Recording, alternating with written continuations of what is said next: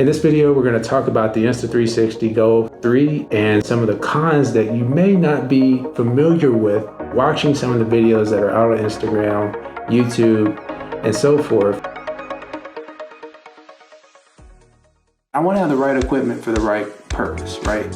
Ramping up my blog. As you can see, I've made like 5 or 6 different videos. This is a camera I recently purchased because I heard a lot of hype like this. Media shots, it's kind of the everything camera. Also like this. I'll definitely get the GO3. Even if you're looking to get into the market of having a small camera like this, it is definitely worth it. What I'm getting from this camera, all the vibes about how awesome it is, how great it is on this camera. I'm hooked into it. I'm thinking, oh, this is awesome. I'm gonna do so much stuff. So after leaving Best Buy with all those exciting intentions, I actually found out I absolutely hate this camera. I have nothing to blame but myself, but if you have nothing else but YouTube content to base your buying decisions on, and a lot of those content that you're seeing on YouTube is really focused on folks that are trying to sell and market a product to be an affiliate, then you're kind of in the same situation I am. Think about what you're really going to use this camera for. And in my case, after kind of doing some reflection, I felt like this was a bad decision.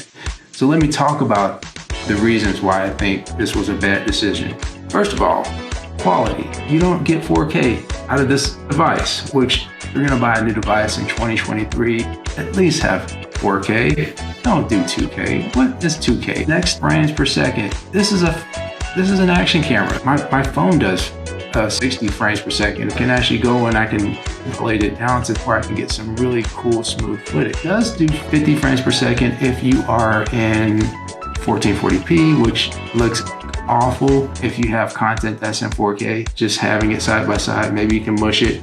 Quality just looks very compressed and bad, in my opinion. The color is also something that got to me. Marketing itself as a concealing camera, it's very obvious. This white looks very noticeable to me. It's right there. You can get some scans, which is an additional amount of money. The next thing, cost is ridiculous, about $400 for something that doesn't even shoot in 4K. And that's in 2023. I would say if you're gonna get this camera, get the scenarios where you'll be using it. In my cases, I'm using a lot of vlogs. I'll be going outside. I will be doing some vlogs outside, but I can use my phone if I'm really want to get a quick shot. It's marketing itself as a camera that can do quick shot photography, but your phone can too. There's quite a bit of other action cameras out there that pack more resolution, more capabilities. I know it's small.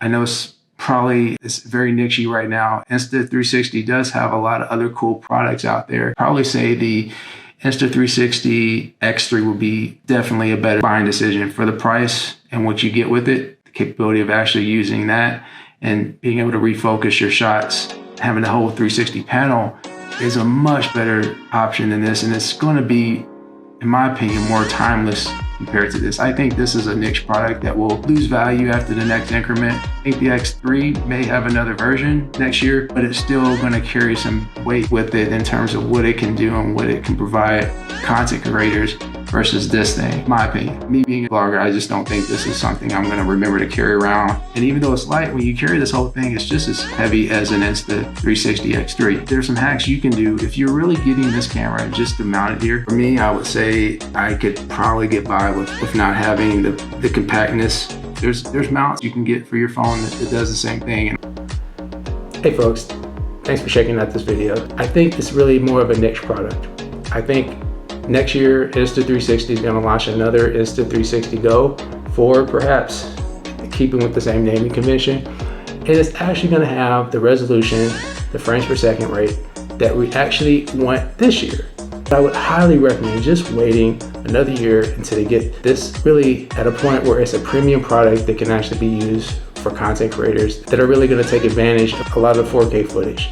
Again, if you're not using 4K, a lot of your shooting is around shorts, then yeah, this is a great camera. But again, I go back to my original point. This is more of a niche product. If you were to throw $400 at something right now, it probably should be a better lighting, better equipment. At least for me, I could use better lighting and better equipment. I would say hold off on this camera for those reasons. Just keep in mind, this is a very new camera, so it's going to depreciate at some point. So if you don't need it right now, hold off. I just think it's not ready for prime time, or at least for $400. Interested what your thoughts are? Feel free to add comments. Like and subscribe for future content. Hopefully you enjoyed this content, and I will see you in the next one.